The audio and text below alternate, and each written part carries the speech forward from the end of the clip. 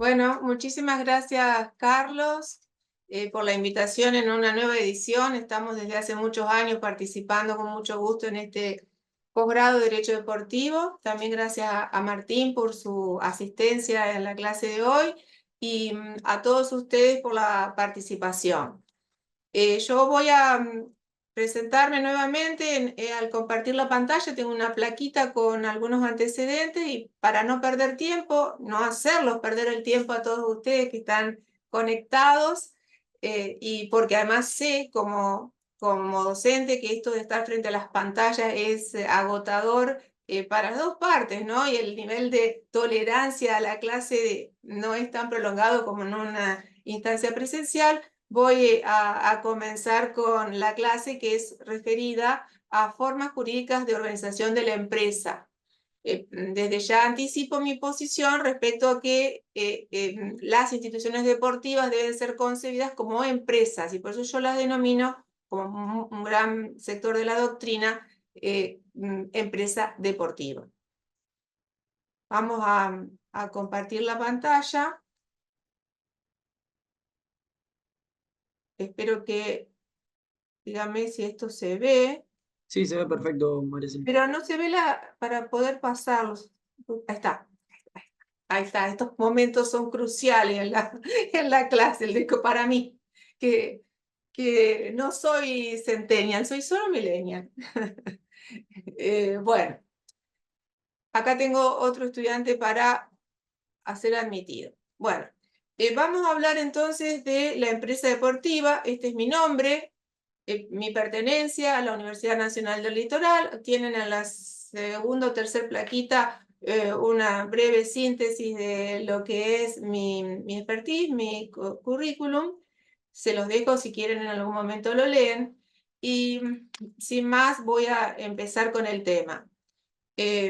Vuelvo para atrás, siempre me gusta analizar un poquito el fenómeno, que es un fenómeno de índole comercial, económico, más que comercial, que es el de la globalización. Hoy no es necesario ni siquiera explicarlo, es un dato de la realidad. La globalización que nació como la globalización de los mercados y que permite la interacción en tiempo real de todos estos mercados. Y cuando digo mercado, digo un lugar donde se interactúa entre la oferta y la demanda de algo, de algún bien. Y en ese contexto, para mí, el deporte como negocio es el bien, la moneda de cambio en el mercado del deporte. Por eso para mí es necesario hablar de la globalización solamente como para tenerlo como un asterisco de, bueno, esto está en un esquema de globalización. ¿Y están siempre en un esquema de globalización? Sí, en las grandes ligas, en los grandes escenarios, pero también la globalización se puede pensar en los clubes más chiquitos, en el deporte más local. Esto me lleva a hablar a mí dentro de un esquema de un mundo globalizado de la empresa deportiva. Y el instalar la idea de la empresa deportiva trae aparejado también la necesidad de pensar a las unidades, personas jurídicas que tienen a su cargo la ejecución de algún deporte o la organización de un deporte, los clubes, como se los conoce habitualmente, esa profesionalización que tiene que ver con la idea de empresa va a conducir a mejores resultados a la hora de la gestión de la empresa deportiva si la concebimos como tal, como empresa. Entonces, globalización, empresa, la persona jurídica como empresa deportiva y vamos a hablar la parte central o medular de la clase va a aludir a las formas jurídicas de la empresa deportiva. Hago como aclaración que en algún momento de la clase me voy a centrar en la provincia de Santa Fe, las normas de la provincia de Santa Fe, pero básicamente vamos a hacer alusión a las normas a nivel país, esto es, las que se encuentran en el Código Civil y Comercial de la Nación. Sé también que hay un par de estudiantes de Brasil, a los cuales les pido disculpas por dos razones. Primero, porque hablo muy rápido y puede ser difícil que se me entienda. En tal caso, si existe alguna duda y la quieren preguntar, encantada de poder resolverlo. ¿Y por qué voy a hablar de derecho argentino? Es la segunda razón. Bueno, globalización la vemos a nivel mundial y en todos los deportes. Bueno, puse esta placa ayer a la tarde porque esto es un ejemplo de la globalización del deporte, ¿no? Estamos en este momento con la Copa América y uno lo visualiza. Ayer Argentina jugó con Chile, ganamos ahí con un gol de Lautaro Martínez medio en el final y todos estamos contentos en la Argentina. Los chilenos no deben estar tan contentos, pero si uno se abstrae de lo que puede ser, como nos pasa a todos los argentinos, esa pasión que tenemos con el fútbol y con la selección, nos abstraemos. ¿Qué vemos? Vemos un gran negocio. Es un gran negocio y no por nada se hizo en la madre patria, como digo yo, en los Estados Unidos, ¿no? Que no es un país futbolero en sí mismo.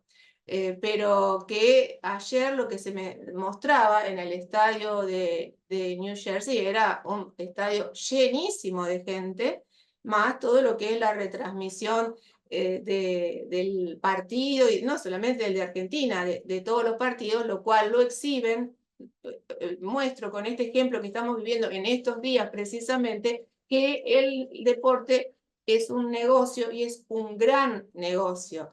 Por ahí a mí ayer me causaba gracia, y ya corto con la anécdota, los yanquis, como le decimos nosotros, los americanos tienen ese hábito de la mascota. ¿Vieron? Como cuando uno va a ver la NBA, que aparecen los muñequitos, y andan con ese pajarito, que no sé si es un águila, que sale en todos los partidos y que culturalmente por ahí mucho no se condice con los argentinos al menos. Pero bueno, es parte del negocio. Esta placa es solamente para ejemplificar cómo el deporte está absolutamente globalizado y se percibe como un negocio en sí mismo. Voy ahora al tema concreto, las formas jurídicas de organización de la empresa deportiva. ¿Qué teníamos hasta el DNU? Bueno, en realidad sigue estando esto, y el DNU 70/23 dio una apertura anunciado, me parece que era por cadena nacional, por Milei, una de las primeras medidas de gobierno, ese DNU que se dictó, junto con el envío de la ley Bases, allá por diciembre del 2023. Pero bueno, en la Argentina, las formas jurídicas de organización de la empresa deportiva son básicamente las que tienen en ese slide. Las asociaciones civiles, con la regulación del Código Civil y Comercial de la Nación; las simples asociaciones, que es una persona jurídica nueva entre comillas, porque entró en vigencia en el 2015 el código, o sea, ya tiene unos cuantos años, ¿no? 9 años de vigencia del Código Civil y Comercial de la Nación. Y recordemos que la ley de sociedades, la vieja ley de sociedades, hoy por hoy hay una comisión que está trabajando en una reforma general de la Ley General de Sociedades, pero el artículo 3, ya en 1973, cuando se sancionó, porque esto es redacción originaria de la Ley de Sociedades, el artículo 3 regula o prevé la posibilidad de las asociaciones bajo forma de sociedad.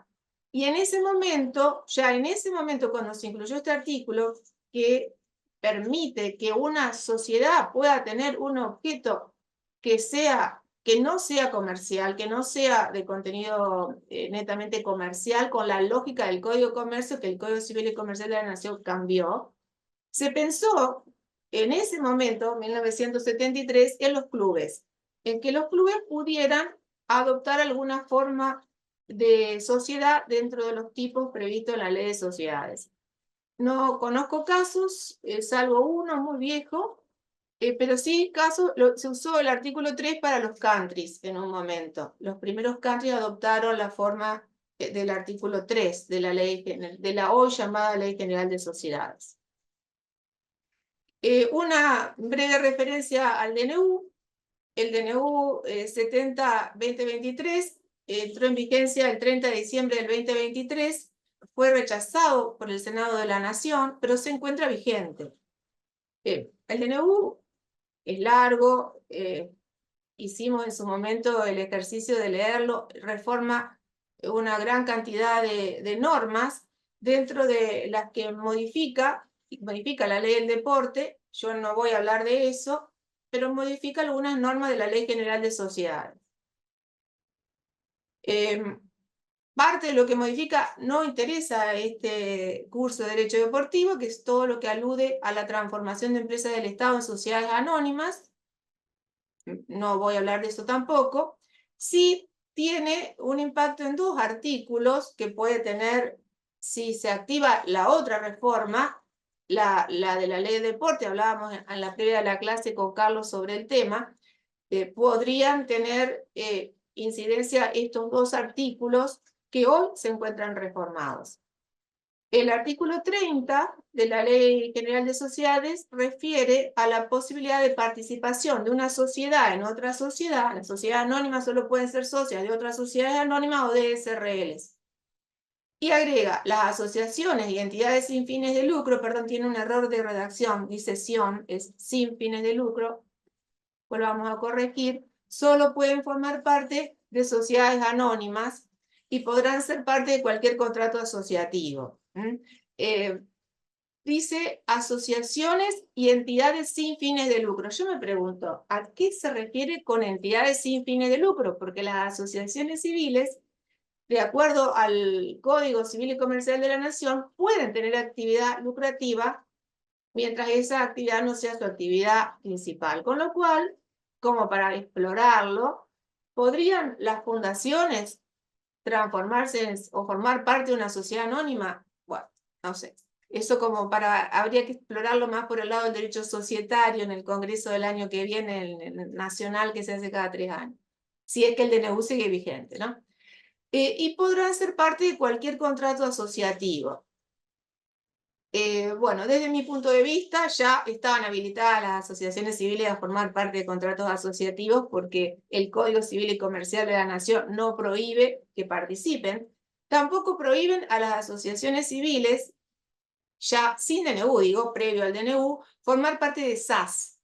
Entonces, por la vía de la constitución de una sociedad por acciones simplificadas, una asociación civil podría ser socia de una SAS, porque para ser socia de una SAS se necesita ser persona humana o jurídica, sin distinciones. Y no existe una prohibición legal expresa a las asociaciones civiles que formen parte de otras sociedades. Sí, tendencias de las autoridades de control a la prohibición, pero criterios y no normas. Y el artículo 77 del DNU, cuando el 77 está metodológicamente ubicado cuando la ley regula de la transformación, ¿no? Recordemos que hay 3 procesos de concentración empresaria regulados en la ley de sociedades, que son la transformación, la fusión y la escisión. Cuando regula de la decisión, el 77, el artículo 77 establece cuáles son los requisitos. Y dentro de los requisitos, incorpora un requisito más. Cuando se tratara de asociación civil que se transformara en sociedad comercial o resolviera ser socia de una sociedad anónima, se requiere el voto de los 2/3 de sus asociados. Está incorporando una mayoría calificada para la toma de decisión de la asociación civil en la hipótesis de transformarse en sociedad. Bueno, fíjense que acá le agrega comercial, o sea, el Código Civil y Comercial de la Nación le sacó el aditamento de comercial. De hecho, hoy se habla de sociedades empresariales. Se quitó la palabra comercial y el DNU se la mete de nuevo, sociedad comercial. O resolviera ser socia de una sociedad anónima, se requiere el voto de los 2/3 de sus asociados. ¿Qué normas entonces rigen a las asociaciones civiles, que es la forma jurídica de organización de la empresa deportiva usada hoy en la República Argentina?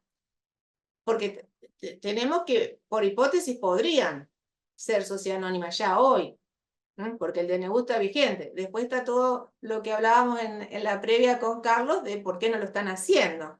Pero técnicamente hoy podrían ser sociedades anónimas. Las normas que regulan a las asociaciones civiles en toda la República Argentina, o sea, en las 24 jurisdicciones, incluyendo entre esas 24 a la CABA, a la Ciudad Autónoma de Buenos Aires, es el Código Civil y Comercial de la Nación entre los artículos 168 a 186.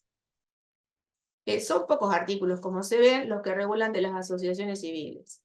pero bueno, también tiene otro background más amplio, que es toda la teoría general de las personas jurídicas privadas, que si ustedes están trabajando con clubes, tienen que conocerlo porque primero hay que hacer derecho preventivo, evitar las hipótesis de conflicto, y para evitar las hipótesis de conflicto hay que saber qué es lo que yo tengo que tener en orden, como abogado o como abogado del club, de la asociación civil. Y por eso entiendo que no solamente hay que conocer estos pocos artículos referidos a asociaciones civiles, sino la teoría general de las personas jurídicas completa. En la provincia de Santa Fe tenemos una vieja ley, me disculpo nuevamente con aquellos que no son de Santa Fe, la vieja ley es la 6926, y un viejo decreto, el 3810. Ambos, la ley y el decreto, fueron dictados después de la sanción de la ley de sociedades, en los 70, 1974, por ahí, o sea, muchos años tienen las normas. Hubo un proyecto que se presentó durante el gobierno provincial anterior a la legislatura, pero que no ha recibido tratamiento, con lo cual estas dos normas siguen en funcionamiento. Cada jurisdicción, de estos que ustedes ven acá, 24 jurisdicciones, cada jurisdicción tiene su propia autoridad de control. Porque esta ley 6926 crea la autoridad de control en la provincia de Santa Fe, la Inspección General de Personas Jurídicas.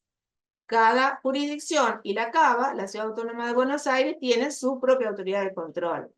De hecho, la más mediática es la IGJ, la Inspección General de Justicia, pero su ámbito de jurisdicción es solo el ejido urbano de la Ciudad Autónoma de Buenos Aires. Y sus normas no se aplican ni en Santa Fe, ni en Córdoba, ni en Neuquén, ni en Salta, ni en Jujuy, solo se aplican en la CABA.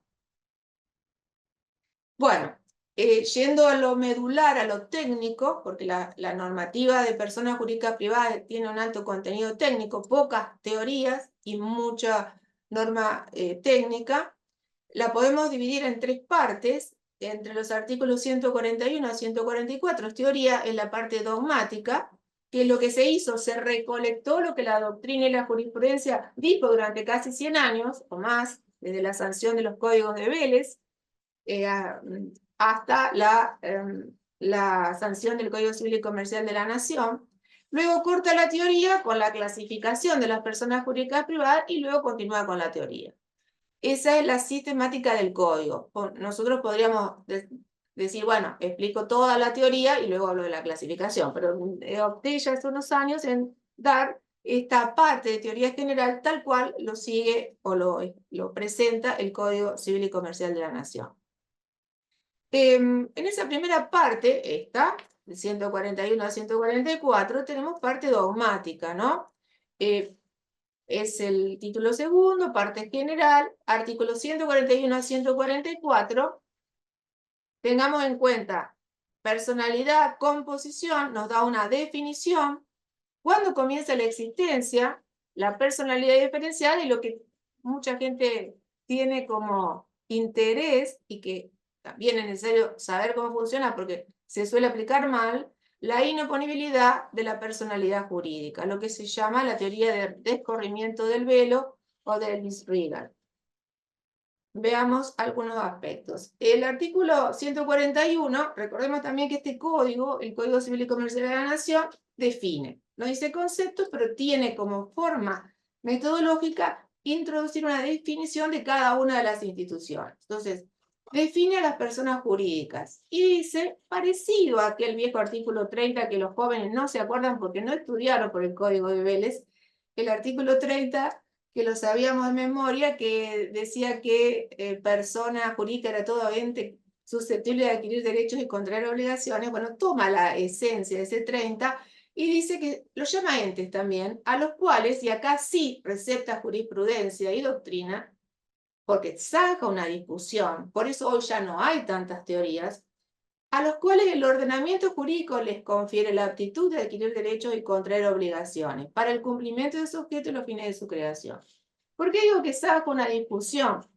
Porque ahora queda claro que solo el ordenamiento jurídico crea personas jurídicas privadas. Nosotros, los particulares, no podemos hacerlo, entonces solo el ordenamiento jurídico, a las cuales el ordenamiento jurídico les confiere aptitud para adquirir derechos y contraer obligaciones, y luego lo acota. Y esto que voy a ahora explicar es la comercialización del derecho privado en general, porque se toma esto de un artículo que es el 58 de la Ley General de Sociedades, eso se llama teoría del ultra vires. El ultra vires es una doctrina inglesa que en la Ley de Sociedades es un ultra vires light, por así decirlo, moderado, pero que acá, como acá en esta parte de redacción del código intervinieron, por ejemplo, Nissen, que estuvo interviniendo en la comisión redactora, la comercializó a la teoría general, tomando muchos artículos de la ley de sociedades y poniéndolo en la teoría general. Desde mi punto de vista, esto es muy importante, más allá de algunas diferencias que yo tengo con Ricardo Nissen, al que aprecio mucho intelectualmente, pero bueno, hemos tenido algunas diferencias de criterios en algún momento. Bueno, más allá de eso, creo que el aporte de los comercialistas que participaron en la redacción del código en este tramo del Código Civil y Comercial de la Nación le da un contenido técnico que hace a la seguridad jurídica. ¿Por qué digo que se incorpora el ultravires? Porque me dice la norma, para el cumplimiento de su objeto y los fines de su creación. Es decir, que si los administradores, por ejemplo, se excedieran del objeto que es el ultravires, ¿qué pueden y qué no pueden hacer? Pueden y no pueden hacer todo dentro del objeto, porque si se exceden responden ellos a título personal. Fíjese cómo de a poco se pueden ir encontrando elementos como para eventualmente responsabilizar a quienes actúan por afuera de los objetos. ¿Por qué? Porque todo lo que se haga, que, lo digo por la negativa, lo que no se haga dentro del objeto y los fines de su creación no se pueden imputar al ente. Está bien, eso es armar una demanda, decir que el acto se debe imputar directamente a los administradores que hicieron posible la conducta. Bueno, pero me parece que el 141 baja una línea muy importante en relación a aspectos técnicos de lo que se entiende como persona jurídica, en línea con lo que se entiende como persona jurídica en la ley de sociedades, un instrumento técnico que se le brinda a los operadores económicos para organizar un derecho constitucional que es el de asociarse con fines útiles. Si nosotros vemos el artículo 142, que parece muy sencillo, no sé si lo tengo transcripto, ¿no? El artículo 142, que parece muy sencillo, pero que cuando lo leemos no es tan sencillo, establece que la personalidad jurídica comienza desde su constitución. Entonces ahí, ¿cuál es el punto a analizar? ¿Cuál es el momento de su constitución? ¿Y cuál es el momento de su constitución? Desde el otorgamiento del acto constitutivo. ¿De dónde? En una primera aproximación, si nosotros leemos el 142, la existencia de la persona jurídica privada comienza desde su constitución, comienza desde que se firma el instrumento de constitución. Y ahí después seguimos analizando el artículo, pero no es una cuestión menor. Durante la etapa de constitución se suelen hacer actos. ¿Esos actos se imputan a la persona jurídica en formación? ¿No se imputan a la persona jurídica en formación? Ese es el punto que se suele dar en la práctica, porque para sociedades está resuelto, pero no para asociaciones civiles, porque nada dice el código respecto a eso. La regla general es que no necesitan autorización para funcionar, pero después dice, excepto disposición legal en contrario. Entonces, el artículo que empezaba muy clarito dice, excepto disposición en contrario, y para las asociaciones civiles necesita autorización para funcionar, porque se les tiene que otorgar una personería jurídica por alguna de las 24 jurisdicciones de algunas de las provincias o de la CABA. En los casos en que se requiere autorización estatal, la persona jurídica no puede funcionar antes de obtenerla. Entonces, ¿cómo lo leo yo, al menos como lo leo yo? La personalidad jurídica de su constitución se entiende del otorgamiento del acto constitutivo. Para las asociaciones civiles que requieren autorización para funcionar, esa personalidad jurídica aparece con el otorgamiento de la personería jurídica. No así para las otras personas jurídicas privadas, no así para las sociedades, para todas las sociedades. Porque para todas las sociedades tengo la red de seguridad de las simples sociedades o sociedades residuales, que eran las ex sociedades irregulares y de hecho que van a caer ahí y que pueden funcionar. Obviamente tampoco entran las simples asociaciones que no requieren autorización para funcionar y tampoco las SAS, ¿no? Las sociedades por acciones simplificadas que ahora con este gobierno han tenido un impulso, o sea, esas cosas raras que tiene este país bastante de locos, que hizo que durante la gestión de Ricardo Nissen en la IGJ se persiguiera a las SAS, literalmente se las prohibiera cuando las otras jurisdicciones provinciales se las constituía por cuestiones políticas. Yo, la verdad que eso me pareció bastante asombroso. Ahora, al frente de la IGJ está otro amigo mío y a los dos los estimo, a Ricardo Nissen y a Daniel Vito, lo que es el actual inspector de justicia, con otro criterio, ¿no? Totalmente distinto al de Nissen. Bueno, entonces, ¿desde cuándo comienza su constitución? Y en el caso de asociaciones civiles, para mí, desde el otorgamiento de la personería jurídica. No sé por qué nos está moviendo esto. Bueno, me parece que me salté unos artículos. Sí, me salté unos artículos, no sé qué pasó, perdón. Los voy a explicar sin el Power porque sé que los eliminé. Ayer estuve haciéndole un refresh al PowerPoint, porque quedé en el 142. Nos queda entonces el 143 y a mí me interesa que nos detengamos un poquito en el artículo 144.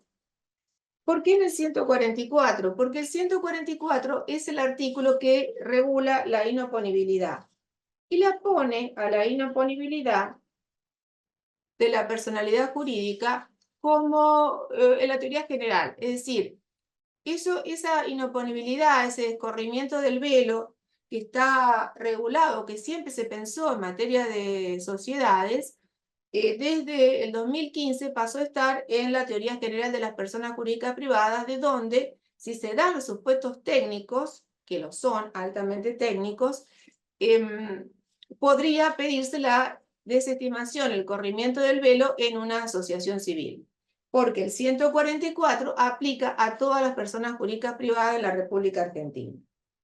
Pero este artículo, que está copiado del artículo 54, tercer párrafo de la Ley de Sociedades, pero copiado textual, esto marca también la comercialización del derecho privado, porque es un artículo clonado de la Ley de Sociedades, obviamente adaptado a todas las personas jurídicas privadas, porque dice, la actuación que esté destinada a la consecución de fines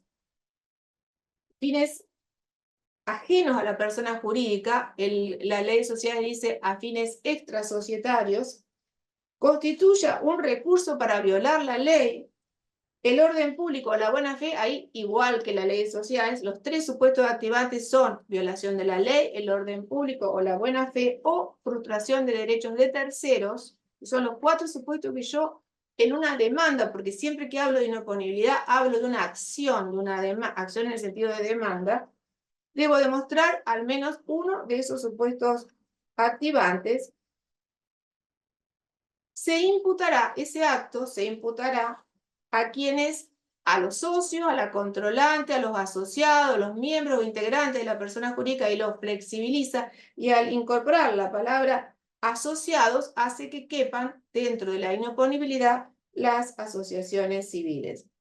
Se imputará ese acto a estas personas que hicieron posible esa conducta, y ahí se abre la otra acción, porque la primera acción de inoponibilidad es una acción meramente declarativa.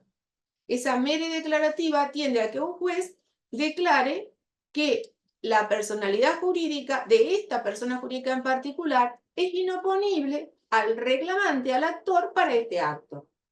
Y ahí abre la otra acción, otra demanda. O sea, si yo inicio solo la meramente declarativa, la de inoponibilidad, y no inicio la acción de daños, la sentencia eventualmente se va a dictar solo sobre lo que estoy pidiendo, que es la meramente declarativa, que declare inoponible la personalidad jurídica. Pero yo tengo que reclamar la acción de daño y perjuicio, que es una demanda que la tengo que incoar junto con la meramente declarativa, o ver cómo viene la mano, porque la verdad que es una cuestión de prueba, la acción de inoponibilidad, ver cómo viene no cómo viene la mano, cómo viene desarrollándose el proceso, y en su momento y a su turno iniciar una acción de daño y perjuicio, porque la acción de daño está en la última parte del artículo 144, de ese párrafo, quienes responderán por los perjuicios causados. Bueno, dicho esto, que lo estoy explicando muy rápido, pero que en realidad es una herramienta que se tiene que tener en cuenta y que se lo podría alguien plantear a la inoponibilidad, probado los extremos, no cabe la inoponibilidad en materia de derecho laboral. En derecho laboral va la responsabilidad solidaria de la comisión directiva, pero no la acción de inoponibilidad después de un fallo de la Corte del 2003, me parece, el caso Palomeque, que puso freno al Festival de Inoponibilidades en sede laboral. Entonces, se entiende que la inoponibilidad es de contenido técnico y de interpretación restrictiva, pero sí tengan en cuenta, para prevenir o para iniciar una acción, si van por el laboral, se demanda también a la comisión directiva.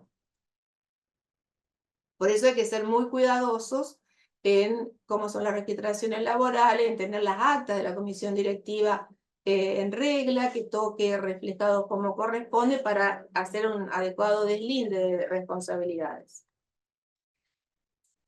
Bueno, entre los artículos 151 a 156, el código regula los atributos de la personalidad. Los atributos de la personalidad son los mismos que los de la persona humana.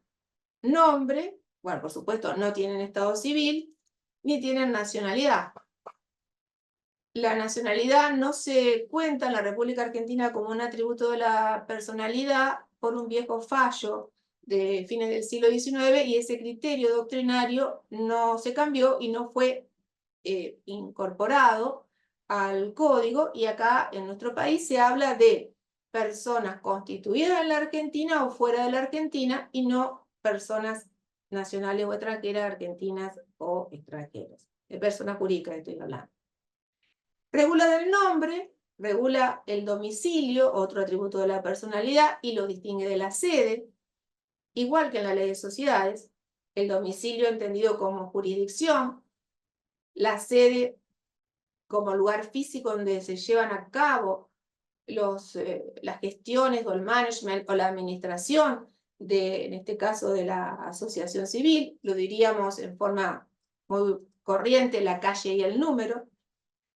Tienen que tener patrimonio, y acá se produjo un cambio importante en materia de asociaciones civiles. ¿Por qué? Porque antes de la entrada en vigencia del código, para constituir una asociación civil se era bastante más flexible de las autoridades de control en lo que se exigía respecto de patrimonio, pero ahora se convirtió en un requisito legal el que la persona jurídica cuente con un patrimonio, de donde es necesario acreditar un patrimonio inicial y el compromiso de los aportes de las cuotas asociativas, que en el inicio se convierten en sustancial para la subsistencia de la asociación civil. Yo digo en el inicio porque si soy, digamos, congruente con mi idea de que esto tiene que ser una empresa, no solamente tiene que ser en el inicio, sino que la gestión tiene que ser tendiente a la sustentabilidad de la compañía, de la empresa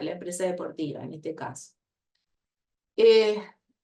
También tiene que tener un plazo, aunque hay personas jurídicas que podrían ser de plazo indeterminado, como por ejemplo las asociaciones civiles, y en todos los casos tienen que tener un objeto. Cuando habla del objeto, en uno de los artículos que habla del objeto en general, vuelve a linkear a la ley de sociedades y le agrega dos caracteres que también están tomados de la ley de sociedades, artículo 11, inciso tercero de la Ley General de Sociedades. El objeto debe ser preciso y determinado. ¿Por qué tiene que ser preciso y determinado? Lo relacionamos con el artículo 141. La persona jurídica es declarada por el ordenamiento jurídico para actuar dentro de sus fines y el objeto de su creación. Entonces, para ver si excede o no excede el objeto, yo tengo que tener un objeto que tiene que ser preciso y determinado. Bueno, luego decíamos que termina la teoría general, corta, no la termina, corta la primera parte de la teoría general y el codificador inserta una clasificación. La clasificación de las personas jurídicas privadas de la Argentina.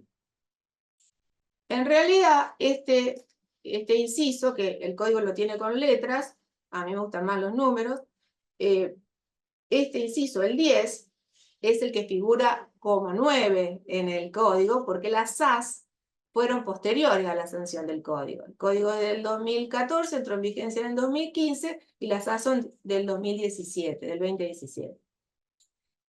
Fíjense que estas son las personas jurídicas privadas en la República Argentina, de donde, prima facie, si no existiese toda esa otra regulación que hablábamos en el inicio con Carlos respecto a los deportes federados y la necesidad de hacer asociaciones civiles, ¿por qué no ejercer el deporte con cualquiera de las personas jurídicas privadas del listado, excepto, bueno, el consorcio de propiedad horizontal y las iglesias, que tampoco sé por qué una iglesia no podría tener una actividad deportiva? Estoy por ahí haciendo creatividad en lo que digo. Pero bueno, el orden que tienen allí, el que tiene el código, las sociedades, que le saca lo de comerciales. Por eso ahora el DNU, que las vuelve a llamar comerciales cuando expresamente le sacaron el comercial en el código, llama la atención, a mí me llama la atención. Las sociedades que están en la Ley General de Sociedades no están en el código, las asociaciones civiles, de las que vamos a hablar en un ratito, las simples asociaciones, que es una persona jurídica creada por el código, las fundaciones copian prácticamente la ley anterior, la ley de fundaciones vigente al momento de la sanción. Las iglesias, confesiones, comunidades o entidades religiosas no dice exactamente eso, el inciso es parecido, yo hice una síntesis. Que no es la Iglesia Católica, porque vamos a ver en otro artículo que a la Iglesia Católica la declaró de derecho público. Y estas son personas jurídicas privadas. Las mutuales, que tienen ley propia, las cooperativas, el consorcio de propiedad horizontal y las sociedades por acciones simplificadas que fueron creadas por la ley 27349 de apoyo al capital emprendedor denominada LACE, la LACE. Y toda otra que resulte del código de otras leyes. Con lo cual, esta enunciación es la que hoy tenemos, pero podría haber otras personas jurídicas privadas en el futuro. Si alguien quiere hacer alguna pregunta, alguna acotación, encantada, porque estoy hablando yo sola. Acá les dejo algunas cuestiones que les pueden ser de utilidad, llevando esto a las asociaciones civiles pensadas hoy como única forma jurídica de la empresa deportiva. Silvia. Para competir federadamente. Te hago una pregunta. Modificación del estatuto. ¿Qué pasa con las modificaciones del estatuto? La regla general es que para los que participaron de la toma de decisiones de la modificación estatutaria tiene efecto de su otorgamiento. Es decir, si yo estoy en el seno de un conflicto y pruebo que alguien participó en la asamblea y votó favorablemente esa reforma de estatuto, le es aplicable. Ahora, para la oponibilidad a terceros, tengo que tener en cuenta la inscripción de la modificación estatutaria. Yo siempre dejo estas cuestiones que quedan en el PowerPoint, porque si ustedes son abogados de clubes, estos son pequeños datos que les pueden ser de utilidad en el ejercicio de su profesión.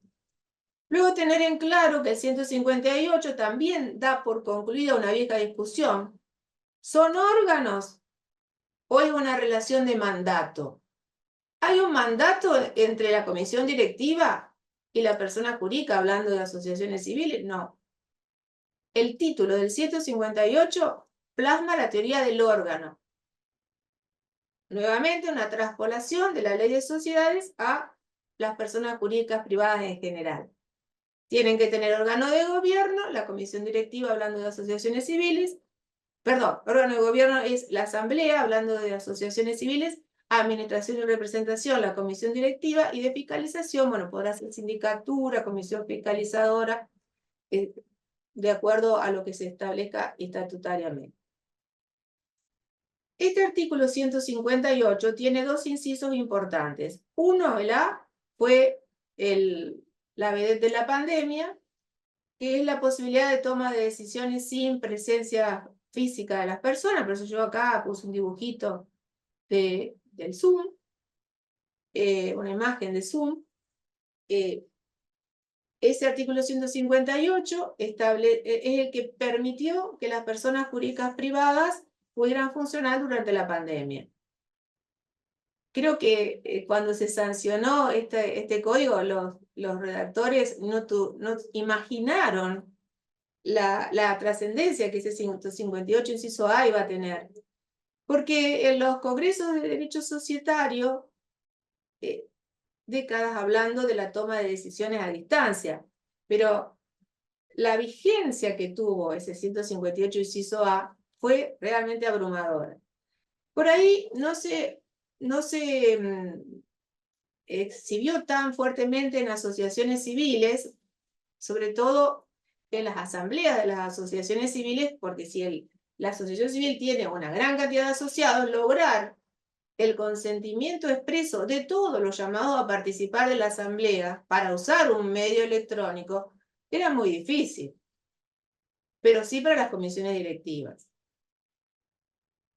Mi opinión es que los estatutos deberían modificarse para que aquellos socios activos con derecho a voto tengan la alternativa de usar los medios electrónicos para la toma de decisiones, o establecerse la toma de decisiones a distancia, al menos para la comisión directiva, porque tomando los recaudos que el 158 inciso A prevé, agiliza mucho, se logra el quórum, se logra tomas de decisiones válidas. Entonces, bueno, ese 158 inciso A mí me parece que es una herramienta interesante a tener en cuenta y no descartarla.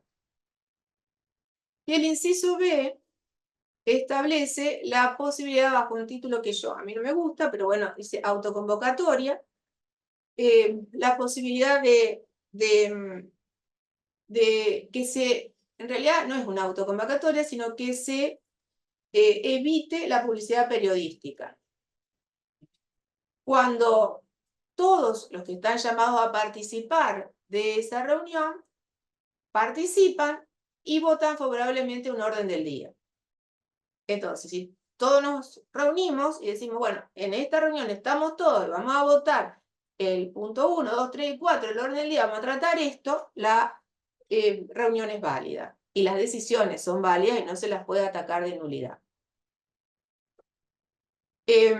A contrario censu, creo que lo tengo también en otro slide, pero no me quiero olvidar, recuerden que por remisión a las asociaciones civiles se le aplica la posibilidad de impugnar de nulidad las decisiones de la asamblea y de las comisiones directivas.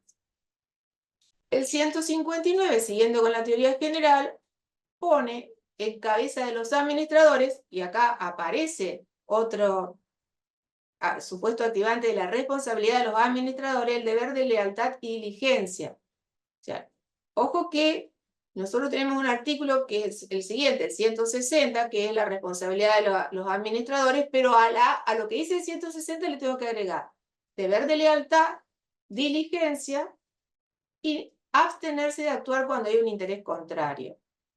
¿Cómo me abstengo de actuar cuando tengo un interés contrario? Tengo que dejar constancia expresa en el acta que me abstengo de votar.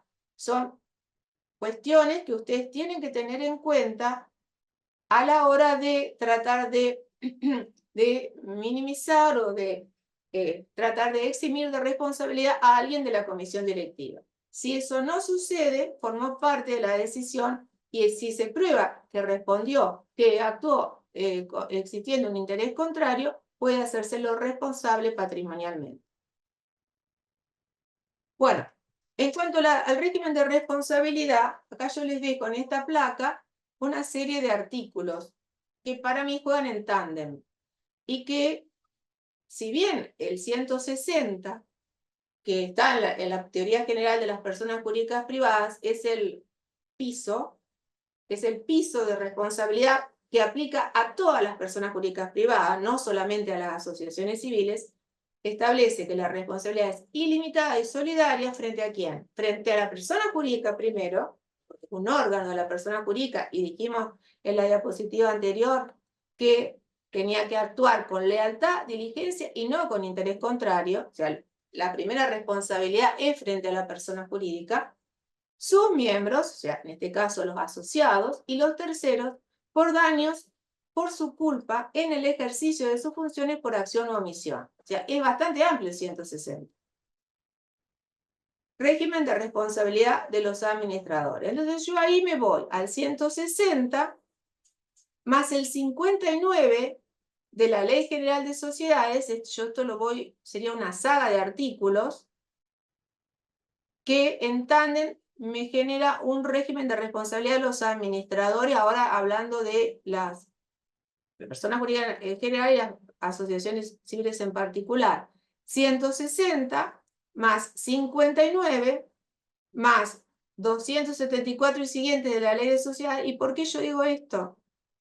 Porque el artículo 186 de la ley cuando trata de las asociaciones civiles, del Código Civil y Comercial de la Nación, el 186 dice, en materia de asociaciones civiles, que todo lo que no esté previsto en esta parte del código me remite a la ley de sociedades. Entonces, esto ya está en doctrina, está totalmente de forma unánime, la remisión al régimen de responsabilidad que hace el 186 del Código Civil y Comercial de la Nación es a estos artículos. 59, pauta estándar general de responsabilidad de los administradores, con la lealtad de un buen hombre de negocio, dice. Poco antigua la frase, pero bueno, así es el estándar. Más el 274 y siguiente de la Ley General de Sociedades, que es el régimen de responsabilidad de los directores de las sociedades por acciones. Entonces, no me quedo con el 160, sino que me voy por remisión del 186 a las normas de la Ley General de Sociedades, más esta saga de artículos del Código Civil y Comercial de la Nación, que están ubicados en la parte de responsabilidad y que yo se los dejo para que ustedes los tengan en cuenta a la hora de tener que afrontar algún caso como actores o como demandados. Me interesa en materia, que si no me voy a extender demasiado, hablar un poquito de la acción preventiva, que me parece una herramienta interesante. Está en el artículo 1711, siempre dentro de la saga de artículos de responsabilidad civil. La responsabilidad civil está regulada a partir del artículo 1708 del Código Civil y Comercial de la Nación. Se habla de la función preventiva y dentro de la función preventiva se crea una acción entendida siempre como demanda. La acción preventiva procede, dice en una fórmula amplísima el código, cuando una acción o omisión antijurídica hace previsible la producción de un daño, su continuación o agravamiento. No es exigible la concurrencia de ningún factor de atribución. Pero lo interesante de esta acción preventiva que tiene en el Código Civil y Comercial de la Nación un procedimiento. ¿Quién está legitimado para iniciar esta acción? Quienes acrediten un interés razonable. Fíjense la flexibilidad, un interés razonable en la prevención de un daño. Y la sentencia, esto está en el 1713, que admite la acción preventiva, debe disponer, a pedido de parte o de oficio, en forma definitiva o provisoria, obligaciones de dar, de hacer o de no hacer según corresponda. Debe ponderar los criterios de menor restricción posible, y de medio más idóneo para asegurar la eficacia de la obtención de la finalidad. Esto es inaudita parte, ¿eh? Es como una autosatisfactiva. No es como, es una medida autosatisfactiva que le da amplias facultades y, desde mi punto de vista, una herramienta muy útil porque dice el juez debe, no da demasiadas alternativas. Debo solo acreditar un interés razonable, y la razonabilidad es un criterio bastante flexible. Bueno, esto, que no me voy a detener a analizar cada uno de los artículos, yo se los dejo para que les quede como un resumen de un tema que es medular, que es crucial, la responsabilidad de los administradores, y recordar que el 181 habla del Código Civil y Comercial de la Nación, habla de la responsabilidad de los asociados y marca que la responsabilidad es limitada. Bueno, esto también es importante. Por el artículo 320 del Código Civil y Comercial de la Nación, todas las personas jurídicas privadas deben llevar contabilidad. Entonces, acá tenemos que, y prevé los libros electrónicos. No todas las jurisdicciones tienen libros electrónicos, de hecho casi ninguna. Las SAS prevén en su ley los libros electrónicos, está frisado el tema, a lo mejor vuelven a tener vigencia, porque bueno, la verdad que era una medida de seguridad importante. Acá lo que hay que distinguir en materia de asociaciones civiles es los libros contables de los libros asociativos, ¿no? Porque los libros contables son el diario, que es obligatorio para todas las personas jurídicas privadas, porque el código lo incorporó, el inventario y balances, luego todos los libros que tengan que ver con la actividad en particular, desde el punto de vista contable, más los libros asociativos, que son el libro de registro de asociados, que es central, porque es el libro que permite probar que la asociación civil tenga lo más importante que tiene la asociación civil, que son sus asociados, y que tiene que ser llevado en regla y en forma, que es bastante vetusto la forma de llevar los libros de registro de asociados de manera manual, pero que también se pueden llevar de manera virtual, con una autorización que la mayoría de las jurisdicciones, Santa Fe lo tiene, avala el llevado de libros digitales de asociados. El libro de actas de la comisión directiva, el libro de actas de las asambleas, el libro de asistencia a la comisión directiva y de asistencia a las asambleas. Estos libros son muy importantes y como consejo el llevarlos sistemáticamente. Digo sistemáticamente porque en general las reuniones se hacen, pero no se hacen las actas, no se firma el libro de asistencia. Entonces, en una hipótesis de crisis, la que fuera, un conflicto, un reclamo, presentación, una inspección, no los tienen. No los tienen.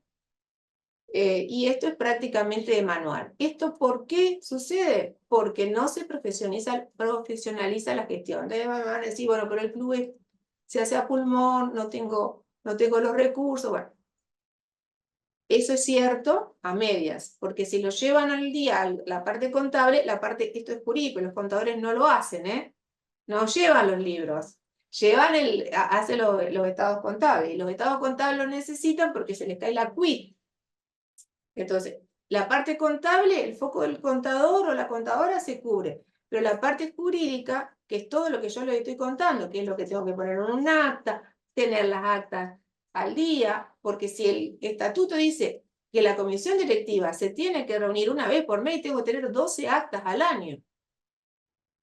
¿Por qué no pensar en reformar el estatuto y decir una vez cada 3 meses y cuando sea necesario, como dicen las sociedades? Entonces ahí ya se nos eliminan un montón de actas para tener al día. Son detalles que como abogados y abogadas de personas jurídicas privadas hay que tenerlas en cuenta.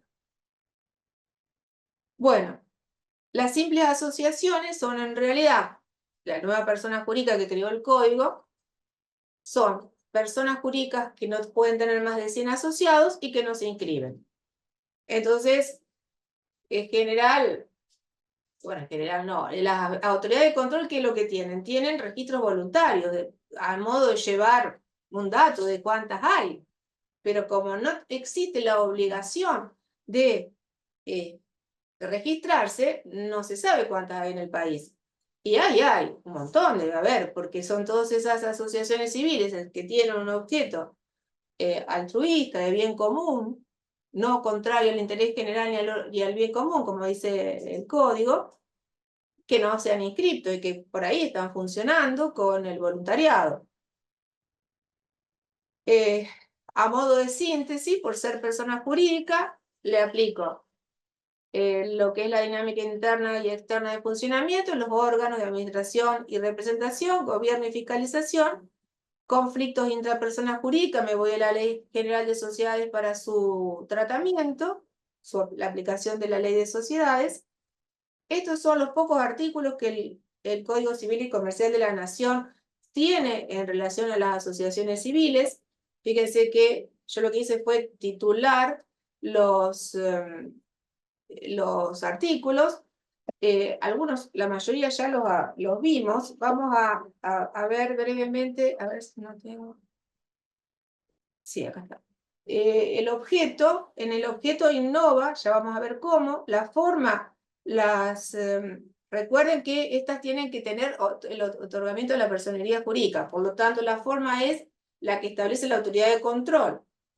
En Santa Fe se exige firma certificada y contenido.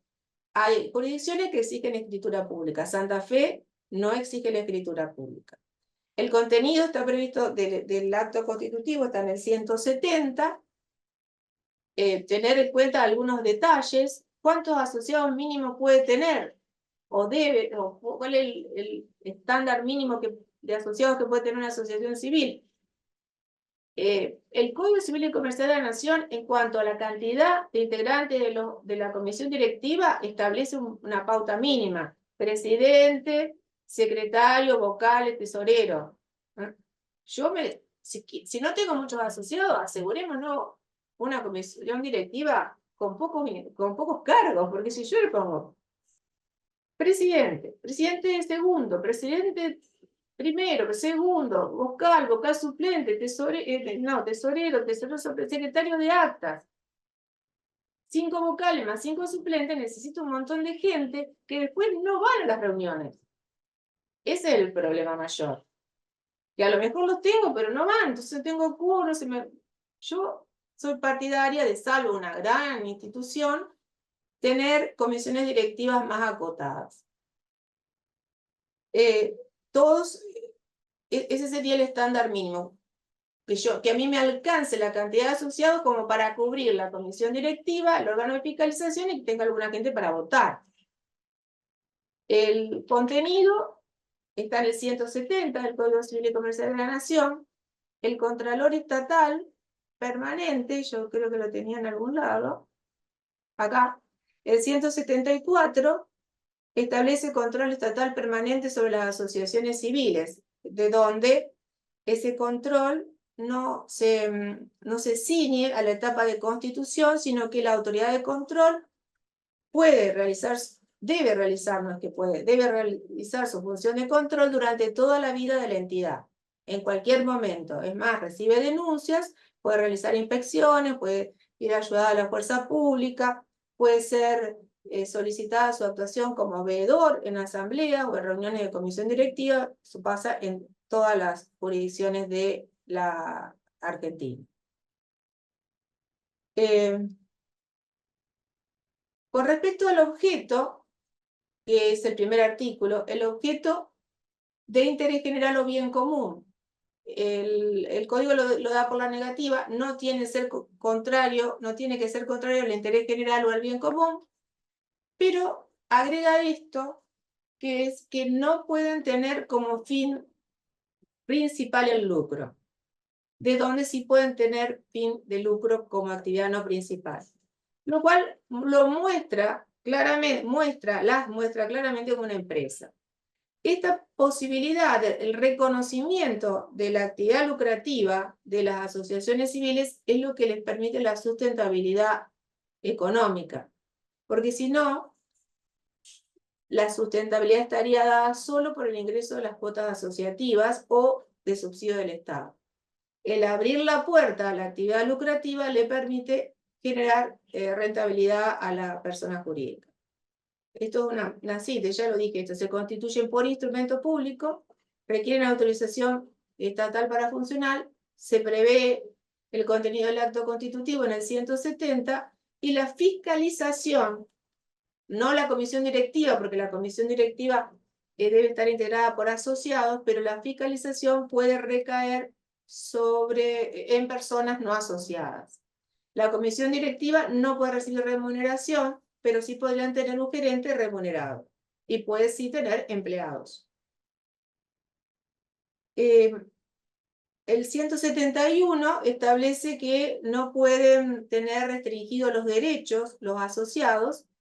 Por ejemplo, se les habilita la posibilidad, en el caso de participar en una asamblea, si están en mora en el pago de la cuota, no podrían estar en el padrón para participar de una elección, por ejemplo. Ahora, el código permite pagar las cuotas hasta el mismo día de la asamblea, o sea, purgar la mora, lo cual lleva, sobre todo esto se ve en las grandes asociaciones civiles, a que además de tener el padrón, que es el que se oficializa, debe haber un padrón que se confecciona el día de la asamblea, eventualmente para aquellos asociados que se incorporen purgando la mora el día de la asamblea, porque si bien es una asamblea electoral, forma parte de lo que es el órgano de gobierno.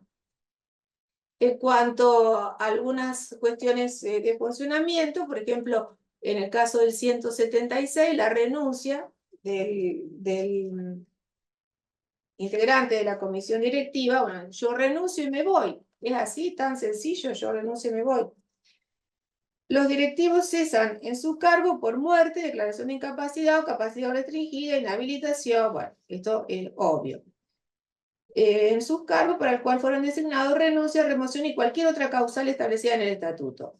El estatuto no puede restringir la remoción ni la renuncia. La cláusula en contrario es de ningún valor. No obstante, no puede afectar el funcionamiento de la comisión directiva o la ejecución de actos previamente resueltos por esto. Si esto sucede, hay causal de responsabilidad del administrador que abandona su cargo. Supuestos en los cuales, o sea, cuando renuncia y no permite el funcionamiento de la comisión directiva, la renuncia debe ser rechazada y el renunciante debe permanecer en el cargo hasta que la asamblea ordinaria se pronuncie. Ojo con esto, porque esto es habitual. Renuncio. Primero, toda renuncia debe ser aceptada. No puedo renunciar a un cargo e irme.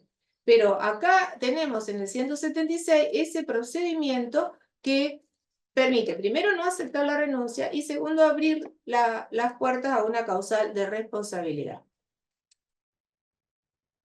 Bueno, esto ya hablamos de la responsabilidad de los asociados.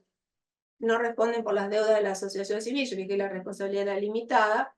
Y en el caso de exclusión del socio, tiene que ser por una causa grave y siempre le cabe el recurso de apelación ante la asamblea. El 182 establece que la calidad de asociado es intransferible, o sea, no es como la participación en una sociedad que se puede transferir, tiene contenido patrimonial, la participación, calidad de asociado es intransferible. Las asociaciones civiles tienen gran conflictividad, gran variedad de casuística. Eso lo he visto tanto en mi actividad profesional como en mi etapa de directora de la Inspección de Personas Jurídicas de Santa Fe. Es infinita la conflictividad, porque por otra parte, como acceder a las autoridades de control es gratis, A la justicia no, a la justicia hay que pagar sellados, contratar a un abogado, las asociaciones civiles no requieren patrocinio letrado, entonces la conflictividad es enorme y la casuística también. Esto ya lo vimos, el control estatal permanente. Este es el artículo que establece el control estatal permanente, nacional o local según corresponda.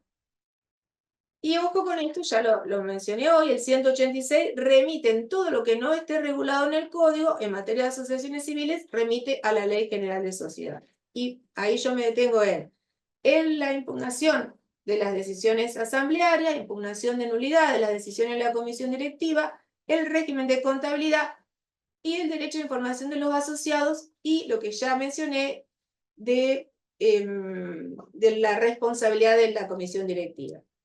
Con respecto a esto, régimen de contabilidad, algo que yo veo recurrentemente porque me consultan en la Inspección de Personas Jurídicas de Santa Fe, sacó hace unos 2 años o 3 una norma general sobre asociaciones civiles. En el régimen de contabilidad se exige la memoria, como la memoria de las sociedades. Entonces, lo que veo en la consulta de colegas y de contadores, me observan la presentación del balance. No, te están diciendo no presentaste la memoria.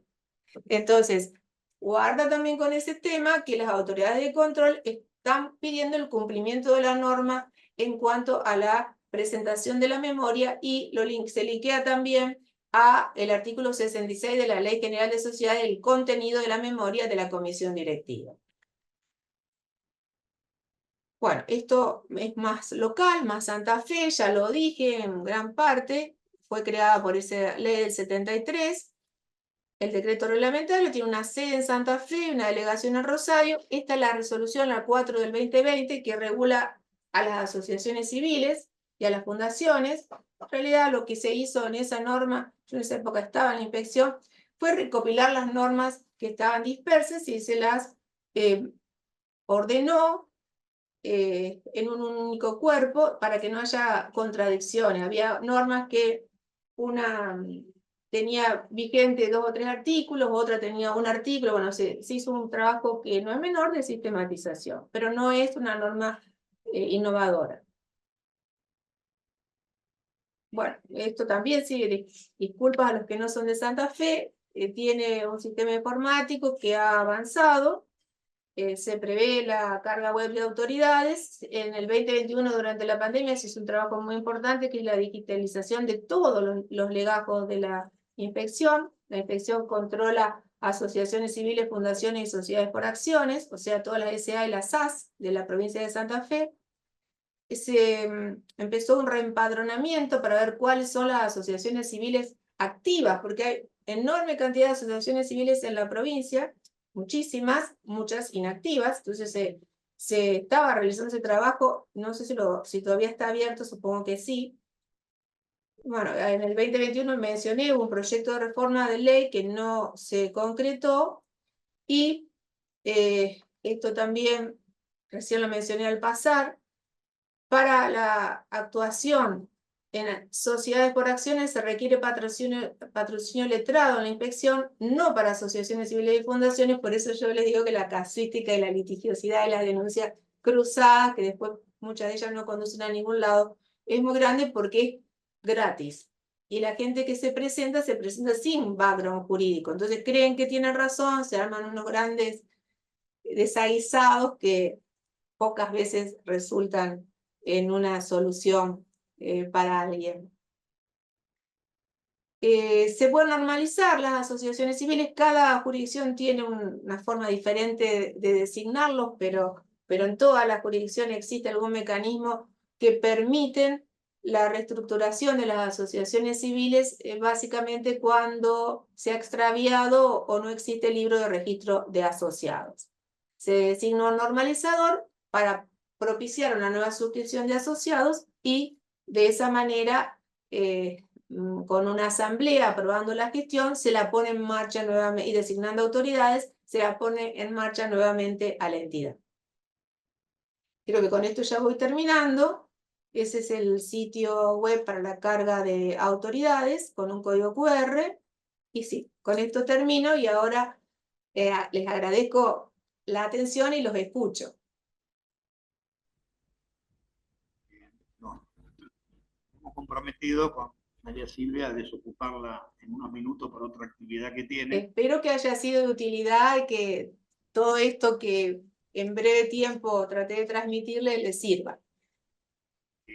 Mientras van pensando algunas preguntas, yo tengo una que es una cuestión de la práctica. Con Martín lo hablábamos la otra ¿Alguna vez. pregunta, Bueno, Martín? ¿me escuchás, María Silvia? ¿Me Claro, escuchás? No, María Silvia, ¿no la escuchabas? Te estaba hablando Carlos. María Silvia.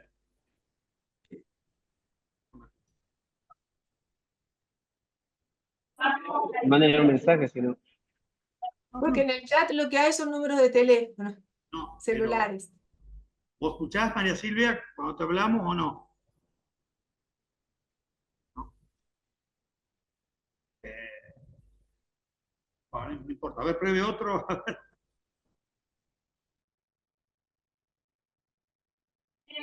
Pruebe, me enviaron un mensaje al chat.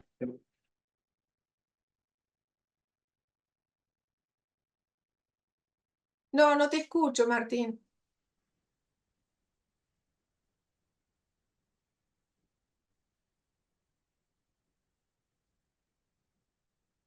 Qué lástima. Hay un problema con...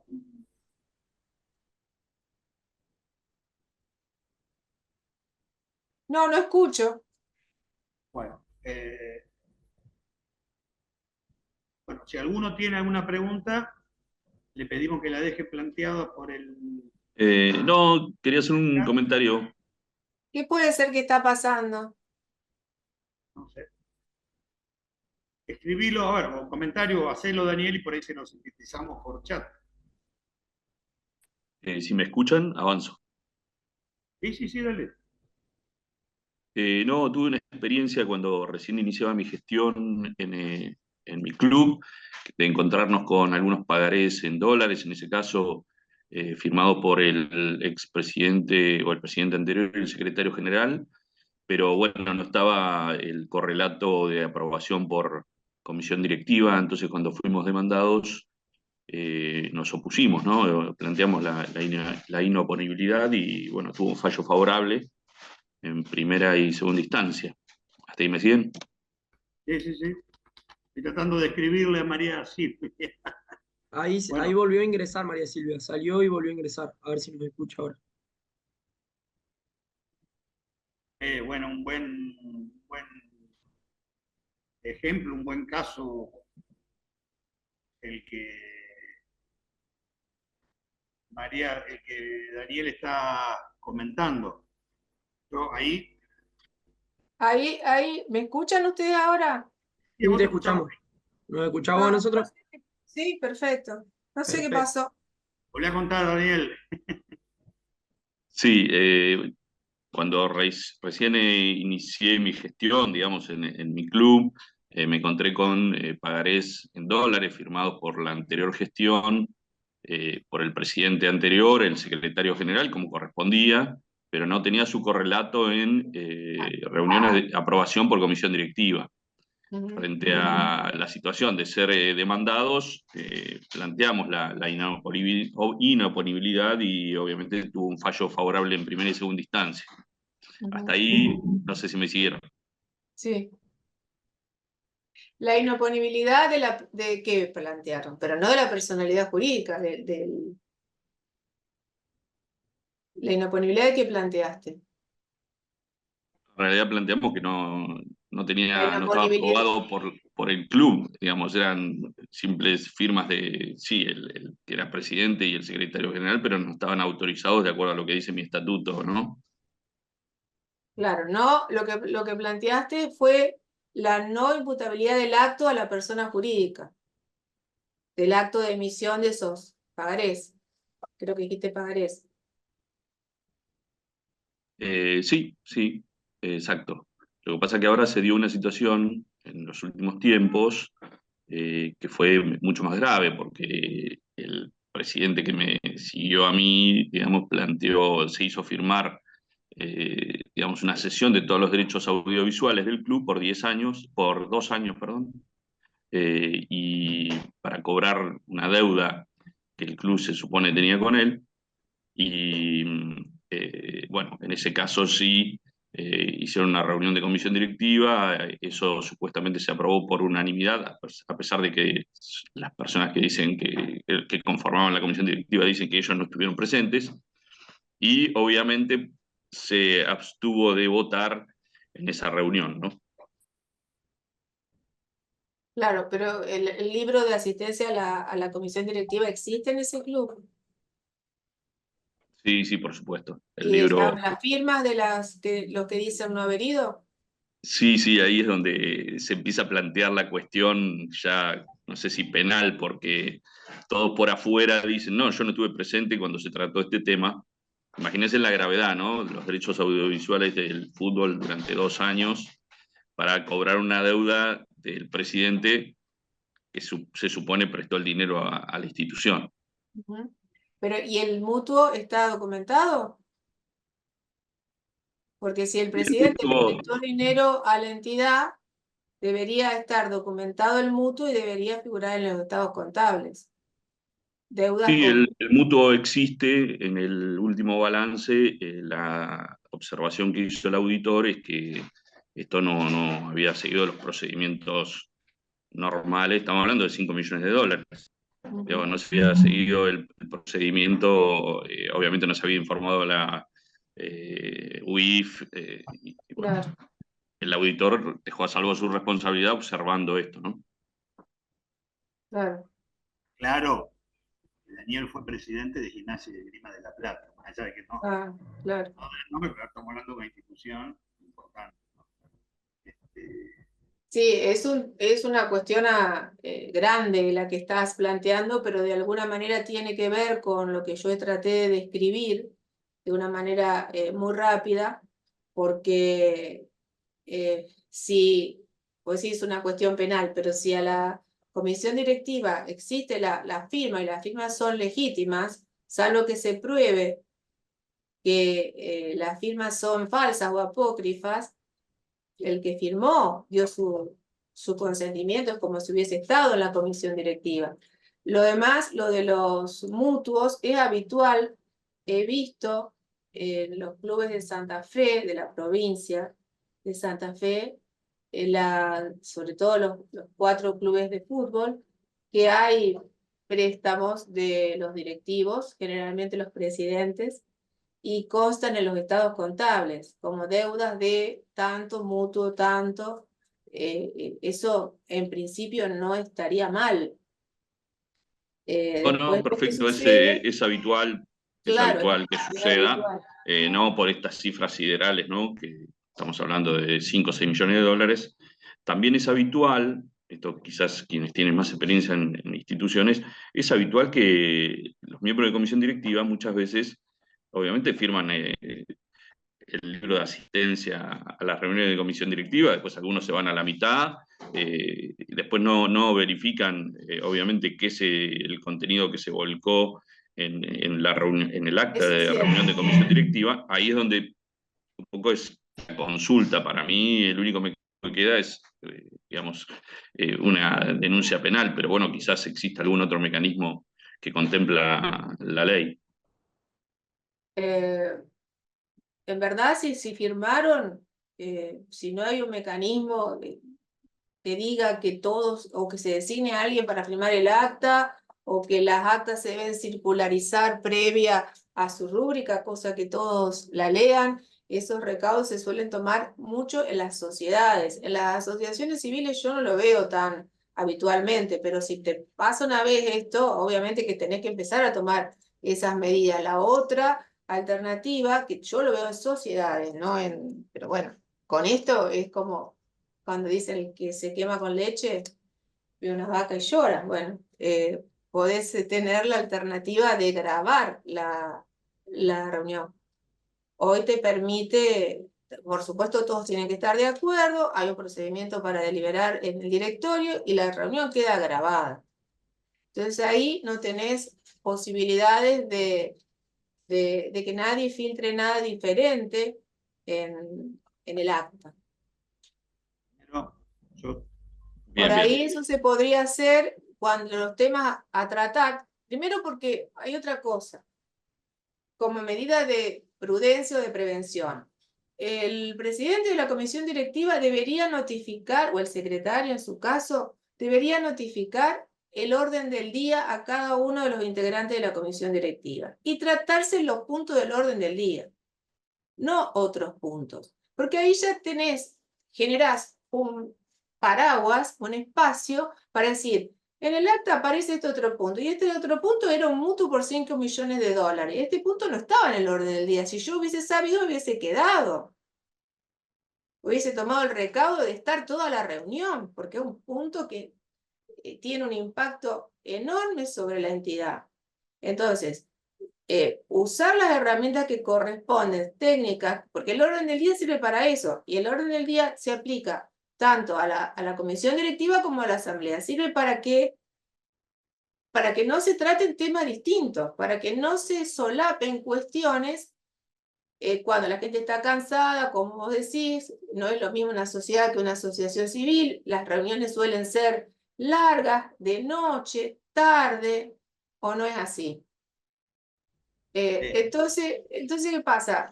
Sí, sí, es así, es así. Es así. Gente que tiene otras actividades que Tienen obviamente otras está actividades, cobrando pero, por estar ahí. pero si vos le ponés un orden del día y las cosas se empiezan a profesionalizar, y decís, bueno, son a las 8 de la noche, pero empiezan a las 8 de la noche, te se niega el orden del día, y todo lo que no está en el orden del día se puede impugnar de nulidad, porque vos podés impugnar judicialmente de nulidad las decisiones de la comisión directiva y de la asamblea, pero en tanto vos digas, bueno, yo le notifiqué a la gente este orden del día, ahora veo en el acta que es otra cosa. a ver, yo meto la cuchara, digamos, no es la práctica. Pero es la práctica que hay que instalar, Carlos. A ver, eso nos llevaría a otro tema. No, pero si el orden del día de la asamblea lo haces, ¿por qué no haces el de la comisión directiva? Funcionan igual las reuniones de comisión directiva. No funcionan igual. Yo he formado parte de comisiones directivas, te imaginas de qué club, digamos, de unión, y es lo que dice Daniel. El libro de acta te lo traen, capaz que a la reunión siguiente, que a las 3 semanas o 4 semanas, te traen para firmar la existencia del acta anterior. Y al comienzo de la reunión, el secretario informaba, bueno, se pone a consideración el acta de la reunión anterior y nadie la mira, porque transcurre generalmente en un clima de confianza y de convivencia, salvo cuando aparece un conflicto intra-asociación que comienzan estas cuestiones. Entonces yo digo, esto nos llevaría a debatir el tema de la necesidad de la participación de las minorías en las comisiones. ¿De la qué? ¿Que no te escucho? Las minorías. Yo lo que digo que participen o no las minorías tiene que estar profesionalizado. Yo lo dije en el minuto 1 de la clase, que veo que la clave es la profesionalización y que las veo como empresa. Y si uno las ve como empresa, las profesionaliza y las cuida como empresa. No cuesta nada hacer un orden del día, porque protege. No cuesta nada, Carlos. Ya sé. Sería lo ideal si a uno le tocara conducir una comisión directiva, lo haría. Y seguramente Daniel, a partir Que de ahora es malo va a ser. Pero yo pongo otro caso que por ahí, porque estos son conflictos intraasociación. Claro. Y después la cortamos, María Silvia tiene otro compromiso. Pero sí, yo también pongo a pensar en que esta informalidad con la que existen en la práctica de instituciones civiles, por ahí cómo afectan también a otras instituciones. Les voy a un ejemplo concreto, que capaz que muchos lo destacan y algunos que sé que son abogados, directivos de clubes amateur, es una práctica habitual. Los convenios que se firman entre los clubes amateur o los clubes profesionales por la cesión de un jugador. Que en el 80% de los casos no pasa nada porque ese jugador no llega. Pero en el 20% de los casos el jugador llega. Julián Álvarez en River, por poner un ejemplo, el club de su pueblo de Córdoba. Facundo Farías en Colón. Farías en Colón. Estuvo en la universidad. Pongamos Nardoni en Unión. pongamos ahora el Diablito Echeverry en River y un club de Chaco, y bueno, Giai, Agustín Giai, argentino de San Carlos con San Lorenzo, y la forma, es decir, los clubes amateur, ahí son obligados, lo veo a Fabrici, que es de Platense Porvenir de Reconquista, y que también sufren con esto hasta convenio que no le firma cuando lo ceden. Y esto es por ahí mucho más grave, porque el otro yo diría, bueno, está bien que se arreglen los socios del club con la autoridad que eligieron y cómo funciona. Pero a veces estas cuestiones de irregularidades afectan a terceros, porque llega, a veces son las mismas autoridades, pero otras autoridades distintas dicen no. Pero este convenio, fíjate vos, le falta la firma, qué sé yo, del tesorero. Yo pongo un ejemplo. Rosario Central, Martínez hincha de Central, pero Rosario Central en su estatuto es muy exigente en cuanto a qué tipo de contratos obligan al club. Porque no solo que piden la firma del presidente, secretario y del tesorero, sino que tiene un registro de convenios. Y entonces el convenio tiene que tener el número de registro, y eso que Claro. tiene que tener dentro del club. Eso el otro club amateur no lo sabe jamás. Entonces, hay clubes profesionales que, por ejemplo, entregan esos convenios firmados con clubes amateur con la firma del presidente de fútbol amateur. Eso no obliga a la institución, no obliga al club, sino está el respaldo del acta de comisión directiva. Bueno, yo que te así entiendo, pero creo que este tipo de cursos de posgrado sirven para tener en cuenta nosotros somos todos operadores jurídicos. Estas lucecitas tienen que estar abiertas como herramientas que hay que tener en cuenta, porque de la experiencia se aprende. Vos me digas, bueno, son clubes amateur, sumemos a capacitaciones a los dirigentes de clubes amateur, porque si vos contratás yo digo esto, si vos contratás con una persona humana, le pedís algunas cosas, le pedís el DNI, le pedís la constancia de quit, hacés alguna averiguación, si no está en el Veraz, no sé, hoy informáticamente hay información disponible.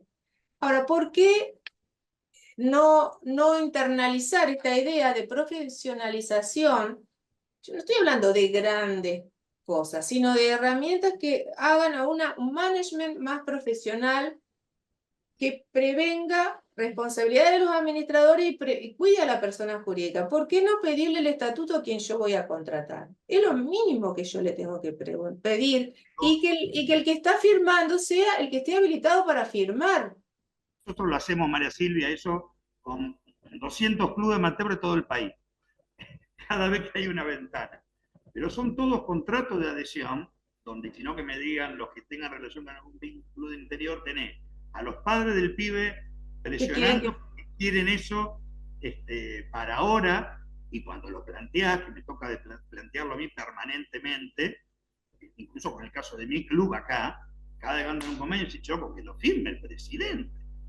Pero bueno, pero qué. Es decir, la verdad son temas que por eso yo digo, una cosa son estos conflictos intra las asociaciones civiles, intra la comisión, pero hay que estar atento a lo que dice María Silvia, a este tipo de riesgo que existe cuando si te desconocen muchas veces los convenios que están bien firmados, imaginémonos lo que ocurre cuando hay un convenio que sí tiene una cuestión que no cumple con lo que dice el estatuto.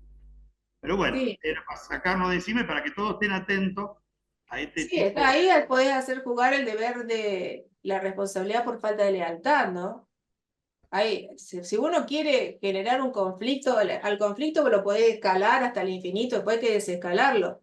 Y para escalar un conflicto, el otro problema que hay en las asociaciones civiles, que no se visualizan sociedades, porque en sociedades, aunque en realidad en el fútbol también hay intereses económicos en juego, es que tenés que tener espalda económica para el conflicto, y tenés que bancártelo en todo sentido al conflicto. Te inicio 15 demandas de impugnación de decisiones asamblearias, me busco, qué sé yo, 15, 20 asociados, y que por cada uno te impugno la decisión asamblearia. Estrategias procesales hay, yo se las traté de insinuar, pero después hay que armar eso y sostenerlo en el tiempo para ser molesto.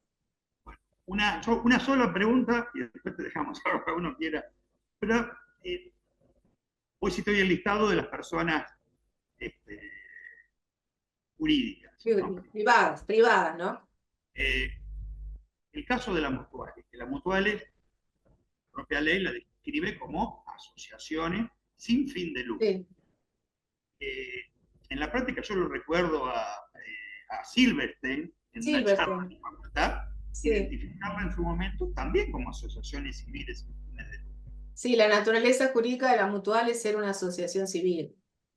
Es la naturaleza jurídica. Bien, sí. Porque en este debate de lo que aceptan las federaciones nacionales como clubes y lo que no, es decir, hay varias mutuales, Atlético Rafaela es un caso, sí. Varias mutuales que forman parte de la doctrina acepta que la naturaleza jurídica de las mutuales es ser una asociación civil. Bien. Pero que no tiene fin de lucro, te lo voy a discutir. Bueno, pero es lo que dice la ley. Tienen un fin de lucro indirecto, no es repartible entre los asociados. Lo mismo que vos me digas que una cooperativa no tiene fin de lucro. Tiene fin de lucro, no es repartible. No pueden ser sustentables si no tienen actividad económica. ¿Eh? ¿No me escuchan? Hablábamos esto la otra vez de las mutuales. Bueno, yo me parece que no me están escuchando. No, sí, te estamos escuchando. Bueno, si no hay, ya vamos a dejarla liberada porque nos pidió... Hasta las 6:10 puedo. Tengo que irme a otra actividad académica. Yo tengo una consulta, si se puede. Bueno. Respecto al número mínimo de las asociaciones, estamos de acuerdo, y nombraste hoy. De los asociados. De los asociados. No, de las asociaciones. El número mínimo de asociados en las asociaciones, digamos, que tiene que ser el mínimo para cubrir la comisión directiva. O inclusive... Yo como consejo mío, no sé. Claro, ¿Cómo sí. la pregunta? O sea, pero para que tenga existencia la asociación tiene que haber un número mínimo de asociados para cubrir por lo menos los cargos de la asociación. Claro. Vos sugeriste que sean pocos los cargos de la asociación. ¿Cuáles serían los mínimos? ¿Presidente, secretario, tesorero? No, el código te dice cuáles son, ¿eh? Ahora yo no recuerdo el artículo. Hay un artículo, lo acabo de cerrar además, al código. Hay un artículo que establece la comisión directiva estará integrada por presidente, tesorero, secretario y vocales, pero no te dice la cantidad. Bien, ese monto ya alcanzaría uno en cada uno. Claro, alcanzaría uno en cada uno y los suplentes. La Autoridad de Control de Santa Fe no pide un presidente, vicepresidente primero, vicepresidente segundo, todas esas comisiones directivas que suelen tener los clubes más grandes.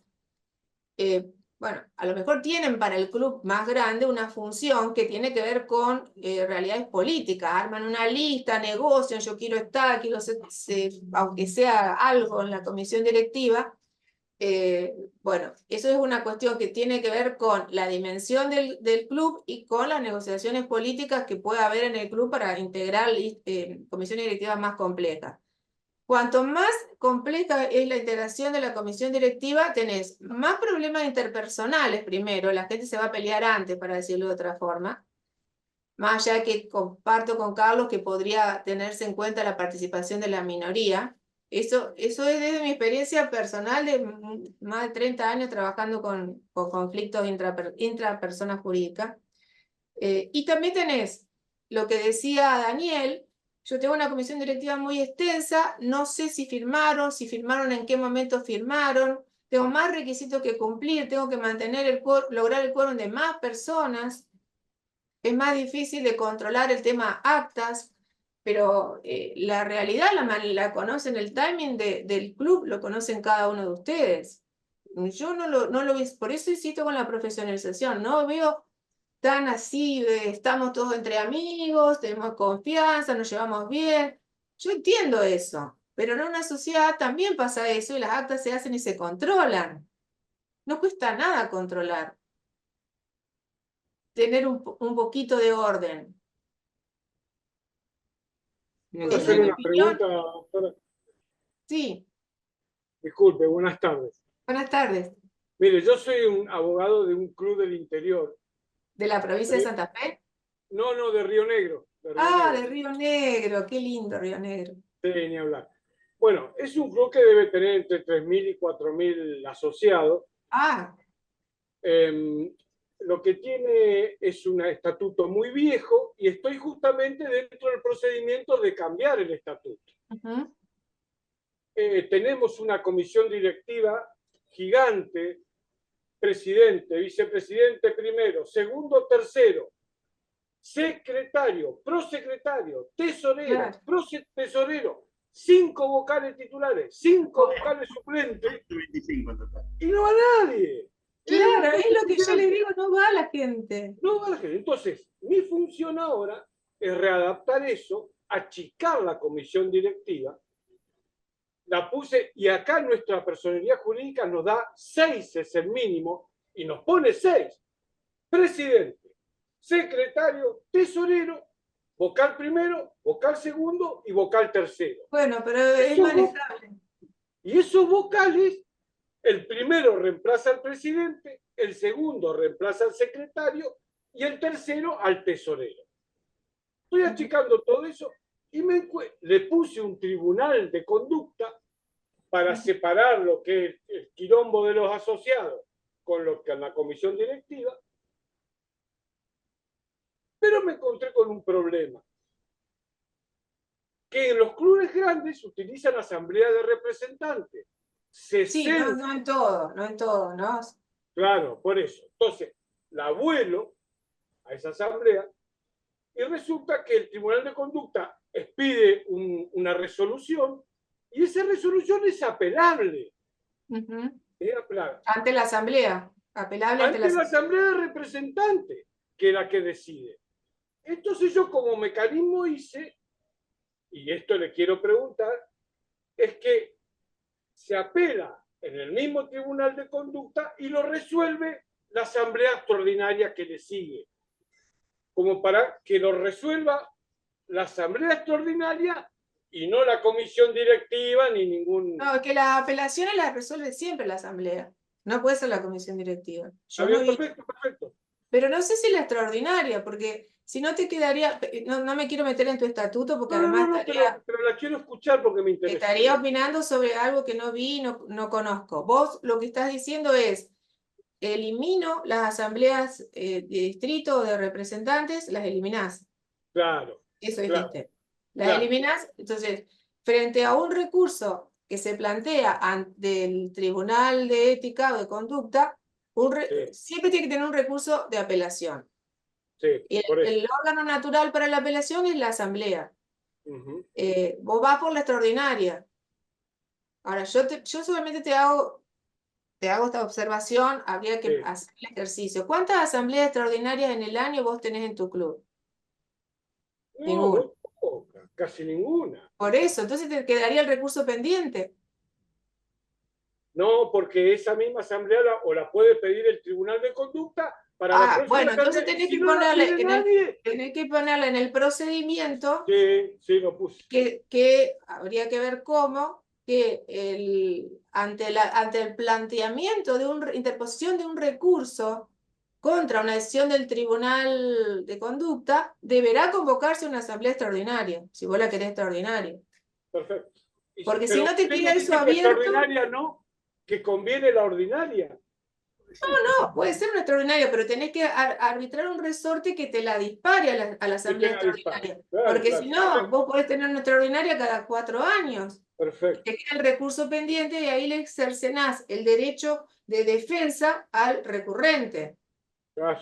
que podría ir a la justicia, ¿ok? Perfecto. Entonces, me parece esto, ojo que estoy opinando así, el borrador. Sí, pero lo vi igual. Bien, gracias. De nada. Liberamos a María Silvia. Ya estamos en término. Bueno, A Rodrigo, que no creo que el estatuto ese viejo haya previsto la asamblea por representante y en un club.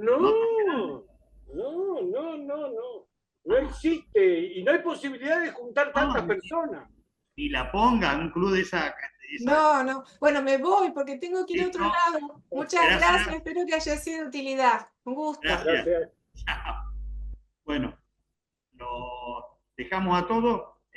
Recuerden, miércoles que viene a las 16 vamos a tener una actividad que va a ser una mesa redonda, va a estar bastante buena, sobre experiencias de la SAT en Uruguay, en Brasil y en España. Y vamos a generar algún debate con estos especialistas y entre nosotros sobre este tema.